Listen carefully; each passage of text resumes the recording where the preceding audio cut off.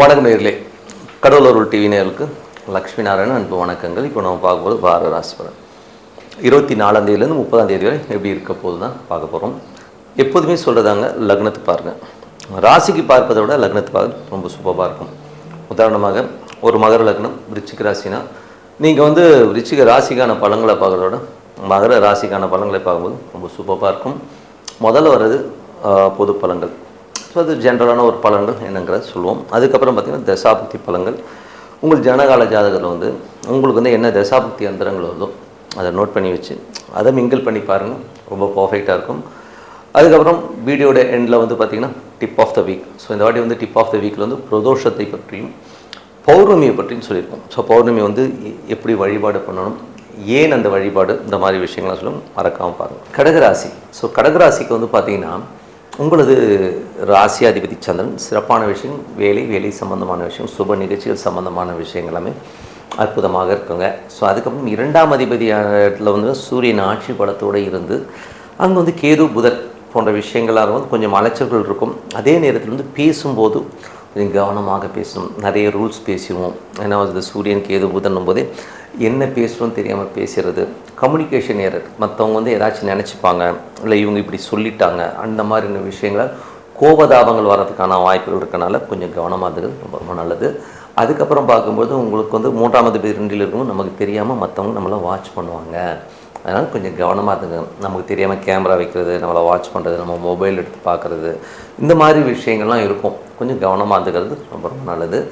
அதுக்கப்புறம் பார்க்கும்போது உங்களுடைய 4ஆம் அதிபதி. ஸோ 4ஆம் அதிபதியான சுக்கிரன் 4-11 சுக்கிரன் 3ல் நீச்சம். நிலபுலன்கள் சம்பந்தமான விஷயங்கள், வண்டி வாகனங்களால் கொஞ்சம் மன கலக்கங்கள், மனசில் காயங்கள் ஏற்படுறதுக்கான வாய்ப்புகள் நிறைய இருக்கும். அதுவும் சுக்கிரன் நீச்சல்னும் போது தாயாரினால் நமக்கு கொஞ்சம் மனக்கலக்கங்கள் வரும். ஸோ அதனால் கொஞ்சம் பார்த்து இருந்துக்கணும். அதுக்கப்புறம் பார்க்கும்போது உங்களுக்கு 5ஆம் அதிபதி. ஸோ 5ஆம் அதிபதியான செவ்வாய் 12ல் இருக்கும். குழந்தைகளுக்காக நிறைய செலவு பண்ணுறமான விஷயங்கள், குழந்தைகளோட நடவடிக்கைகளால் மனக்காயங்கள், நடாது இந்த புள்ள இப்படி பண்ணிடுச்சேன்னு சொல்லி தூக்கம் வராமல் உட்காந்து புலம்புறது, இந்த மாதிரி விஷயங்கள்லாம் இருக்கும். அதனால் அந்த மாதிரி விஷயங்களை கொஞ்சம் கவனமாக பார்த்துக்கிறது ரொம்ப ரொம்ப நல்லது. அதுக்கப்புறம் 6 மற்றும் உங்களுக்கு 9ஆம் அதிபதியான குரு. ஸோ 6 மற்றும் 9ஆம் அதிபதியான குரு பார்த்திங்கன்னா இப்போ உங்கள் ராசியிலே இருக்கும்போது பிரயாணங்களில் போனோம் அப்படிங்கிற எண்ணங்களை கொடுக்கும். அதே நேரத்தில் உங்களுக்கு பார்த்திங்கன்னா குரு 6ஆம் அதிபதியாக இருக்கும்போது கொழுப்பு சம்மந்தமான விஷயங்கள், மோஷன் சம்மந்தமான விஷயங்கள் நிறைய பிரச்சனைகள் வர்றதுக்கான வாய்ப்புகள் நிறைய இருக்குது. ஏன்னா திடீர்னு வயிறு பிசமாகிறதோ, ஒரு கேஸ்ட்ரிக் ஃபார்மேஷன்ஸ், அந்த மாதிரி விஷயங்கள் இருக்கும். ஸோ கொஞ்சம் உடல் நலத்தில் கொஞ்சம் கவனமாக இருக்கிறது நல்லது. வேலையை ரொம்ப அதீதமாக நேசித்து நிறைய மண்டையில் தூக்கி போட்டுக்கிறதெல்லாம் இப்போ கொஞ்சம் அவாய்ட் பண்ணிக்கிட்டு பொறுமையாக ஹெல்த் கான்ஷியஸாக இருக்கிறது ரொம்ப ரொம்ப நல்லதுங்க. அதுக்கப்புறம் பார்க்கும்போது உங்களுடைய 7-8ஆம் அதிபதியான சனி 9ல் இருக்கும்போது தந்தை சார்ந்த உறவுகளில் கொஞ்சம் கவனமாக இருக்கணும். கணவன் மனைவியினோடு நிறைய பிரயாணங்கள் ஏற்படுறதுக்கான வாய்ப்புகள் இருக்கும். இருந்தாலும் சின்ன சின்ன ஈகோ கிளாஷஸ் வர்றதுக்கான வாய்ப்புகள் கொஞ்சம் கவனமாக பார்த்துக்கிறது ரொம்ப ரொம்ப நல்லது. அதுக்கப்புறம் உங்களுடைய 10ஆம் அதிபதி. ஸோ 10ஆம் அதிபதியான செவ்வாய் 12ல் இருக்கும்போது தொழில் ரீதியான விஷயம் நிறைய பிரயாணம் பண்ணணும். இருந்தாலும் ஒரு பயத்தை கொடுக்கும். தேவையில்லாத ஒரு மன பயம், கோபதாபங்கள் வர்றதுக்கான வாய்ப்புகள் கொஞ்சம் கவனமாக இருக்கிறது ரொம்ப ரொம்ப நல்லது. அதுக்கப்புறம் 11ஆம் அதிபதியான சுக்கிரன் 3ல் இருக்கும்போது தவறான நடவடிக்கைகளில் மனசு போகும், தப்பான வழின்னு சொல்லுவோமே. ஸோ கொஞ்சம் அந்த மாதிரி எண்ணங்கள்லாம் வரும். அதெல்லாம் கொஞ்சம் கண்ட்ரோல் பண்ணிக்கிட்டு ஒரு வாரம் 10 நாளில் மாறிடும். அது வரை கொஞ்சம் கவனமாக இருந்துக்கிறது ரொம்ப ரொம்ப நல்லதுங்க. புரியும்னு நினைக்கிறேன். ஸோ 12ஆம் அதிபதியான புதன் உங்களுக்கு அஸ்தங்கத்தில் இருக்கும்போது தேவையில்லாத விஷயங்கள், இப்படி பேசிட்டாங்க, அப்படி பேசிட்டாங்க, குடும்பத்தில் இப்படி பண்ணிட்டாங்க, நான் இந்த மாதிரி காசு கொடுத்துருக்கக்கூடாது, இந்த மாதிரி குழப்பங்களை நைட்டு தூங்காமல் இருப்பீங்க. ஸோ இதெல்லாம் கொஞ்சம் அவாய்ட் பண்ணிக்கிறது ரொம்ப ரொம்ப நல்லதுங்க. ஸோ இதுவரை பார்த்தது பொது பலன்கள். இப்போ பார்க்க போகிறது தசாபதி பலன்கள்.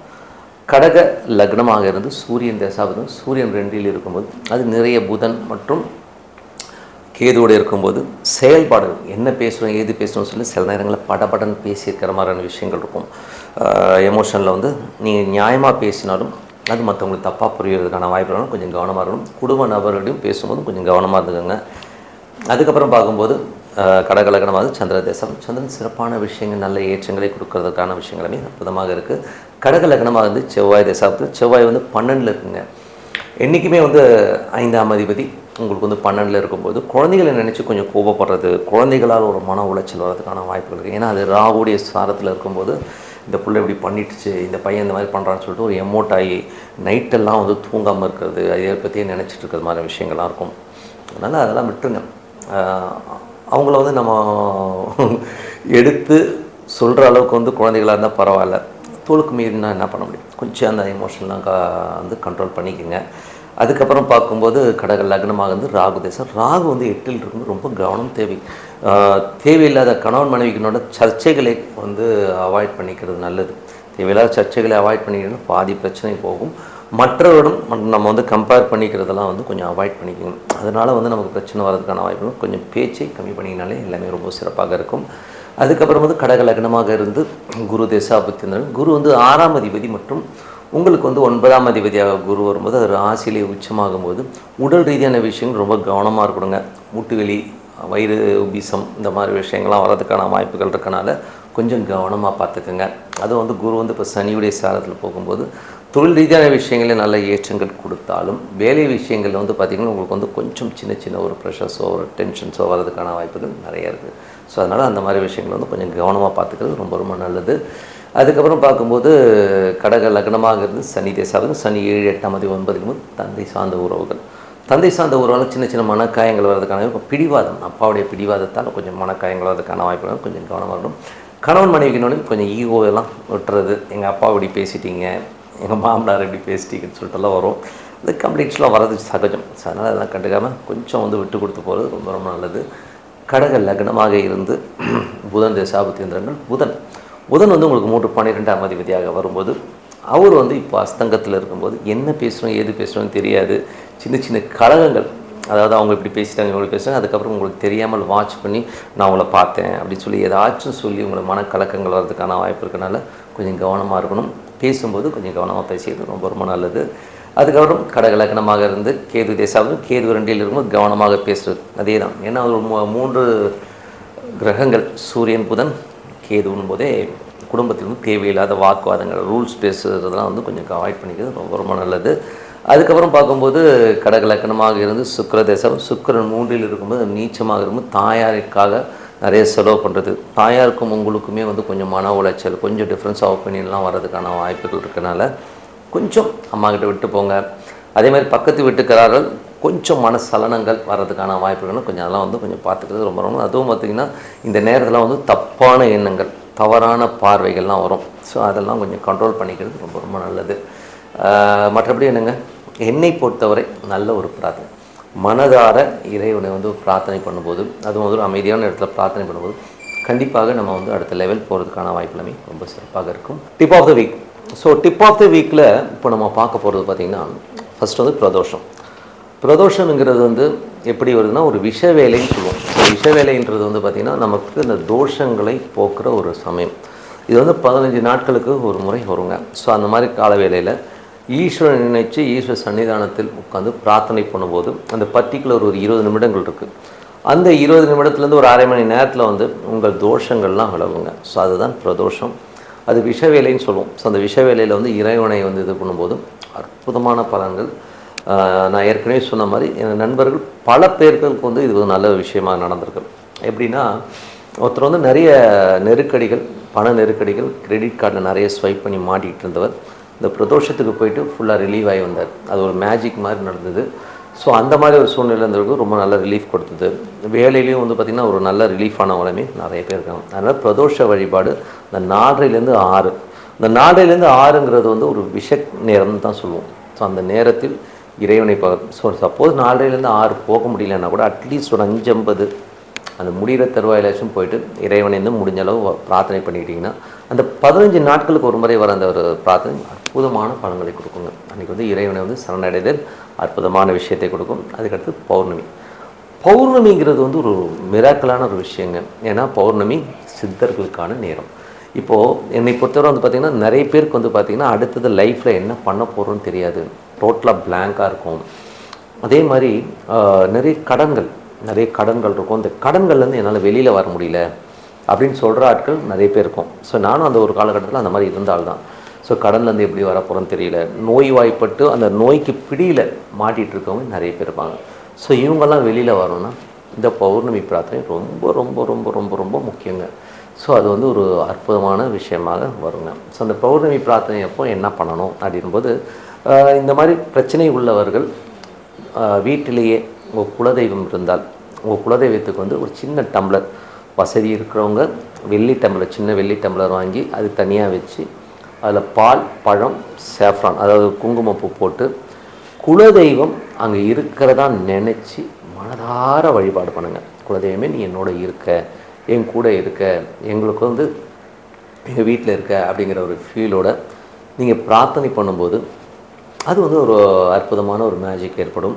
அது மட்டும் இல்லாமல் உங்கள் குலதெய்வத்துக்கு அடுத்தபடியாக நீங்கள் வழிபடும் ஒரு மகான் இருப்பார். ஸோ உங்கள் குடும்பத்திலே பார்த்திங்கன்னா நிறைய பேர் வீட்டில் வந்து சங்கராச்சாரியரை வழிபாடு பண்ணுறவங்க இருப்பாங்க, கல்கி, ஏகப்பட்ட பாபாஜி, நிறைய சித்த புருஷர், வள்ளலார் போன்ற நிறைய பேரை வந்து நம்ம வழிபாடு பண்ணுறவங்க குடும்ப ரீதியாகவே எங்கள் அப்பா தாத்தா எல்லாருமே வழியாக இந்த மகானை வழிபட்டு வந்தோம். அவங்களையும் நினச்சி, அவங்களும் அங்கே இருக்கிறதா நினச்சி வழிபாடு பண்ணுங்கள். ஒரு 2 வாழைப்பழம் வச்சு அது பிரார்த்தனை பண்ணி அந்த பால், பழம், குங்குமப்பூ போட்டு அவங்களுக்கு சொல்லிவிட்டு அது பிரசாதமாக சாப்பிடும்போது அந்த தெய்வம் நம்ம வீட்டில் இருக்குது. அது வந்து இருக்கிற நம்மளுக்கு ஒரு நல்ல வைப்பு, ஒரு நல்ல ஒரு சந்தோஷத்தையும் குதூகலத்தையும் வந்து ஒரு ரீசார்ஜ் பண்ணி கொடுக்குதுங்கிறது தான் உண்மையான விஷயம். அது வந்து கண்டிப்பாக எல்லாருமே பண்ணணும். அது மட்டும் இல்லாமல் அன்றைக்கி வந்து ஈவினிங் வந்து பார்த்திங்கன்னா சித்தர் சமாதிகள், யார் ஜாதகத்தில் வந்து கடன் பிரச்சனைகள், நோய் நொடிகளோட நிறைய கஷ்டத்தோடு இருக்காங்களோ, அது மட்டும் இல்லை பிறந்ததுலேருந்து கஷ்டம் அப்படி இருக்கிறவங்களும் சரி, குரு கேது இந்த காம்பினேஷன் உங்கள் ஜாதகத்தில் இருந்ததுன்னா, குழந்தைகளால் மன வருத்தம், எனக்கு குழந்தை இல்லை அப்படின்னு கஷ்டப்படுறவங்களும் கண்டிப்பாக பௌர்ணமி அன்னைக்கு நீங்கள் வந்து சித்தர், உங்கள் வீட்டு பக்கத்தில் இருக்க சித்தர் சமாதிகளுக்கு போய் மனதார வழிபாடு பண்ணுங்கள். அப்போ பார்த்தீங்கன்னா ஒரு மேஜிக் நடக்கும் பாருங்கள். ஒரு கண்டினியூவாக ஒரு 3 பௌர்ணமி நீங்கள் வந்து வழிபாடு பண்ணும்போது வாழ்க்கையில் உங்களுக்கு வழிகாட்ட ஒருத்தர் வருவார். அற்புதமான விஷயங்கள் நடக்குங்க. என்னைக்கு வந்து இதுக்கு தெரிஞ்ச ஒரு 100கணக்கான பேர் இந்த பௌர்ணமி வழிபாட்டில் அற்புதமான, இதுக்கு வந்து நான் சில பேர் சொல்கிறாங்க திருச்செந்தூர் போங்க, அங்கே போய் பிச்சை எடுங்க, அப்புறம் திருச்செந்தூரில் அவ்வளோ ரஷ்ஷுக்கு நட, அப்படிலாம் வேணுங்க. வீட்டு பக்கத்தில் ஒரு சித்தர் சமாதி இருக்கும், அங்கே போனால் போதும். நம்மளை வருத்திக்கிட்டு சாமியை கும்பிடணும்னு நமக்கு அவசியம் கிடையாது. நமக்கு சாமி பக்கத்தில் வச்சுக்கிறது தான் புத்திசாலித்தனம், ஓகேங்களா? ஸோ அதனால் வந்து இறைவன் எங்கே இருந்தாலும் கூப்பிட்டா வருவார். ஸோ அதனால் பக்கத்தில் வச்சுக்கோங்க. ஏன் அந்த கோயிலுக்கு போகிறோன்னா, அந்த வழியாக அங்கே பூஜை புனஸ்காரங்கள் கரெக்டாக பண்ணுற இடமா இருந்ததுன்னா அங்கே ஒரு நல்ல வைப்ரேஷன்ஸ் இருக்கும், நீங்கள் அதை வந்து ஃபீல் பண்ண முடியும். அதனால தான் சொல்கிறாங்க. ஸோ அதனால் சித்தர் சமாதிகளுக்கு போங்க, அங்கே ஒரு அரை மணி நேரம் ஸ்பெண்ட் பண்ணுங்கள். ஏன்னா மாதத்துக்கு ஒரு நாள் குருக்கேது அந்த பௌர்ணமி அன்னைக்கு சித்தர் சமாதிகள் போய் வழிபாடு பண்ணும்போது தமிழ்நாட்டில் எல்லா இடங்களிலும் சித்தர் சமாதிகள் இருக்குது, அங்கே போய் வழிபாடு பண்ணுங்கள். அற்புதமான பலன்கள். இந்த குருக்கேதுங்கிறது வந்து பார்த்திங்கன்னா வழியாக வரும், வம்சா வழியாகவே வரும். ஸோ அவங்களுக்குலாம் அதுலேருந்து விடுபட்டு நல்ல ஒரு வாழ்க்கை, நல்ல ஒரு விஷயங்கள்லாம் கண்டிப்பாக கிடைக்கும்.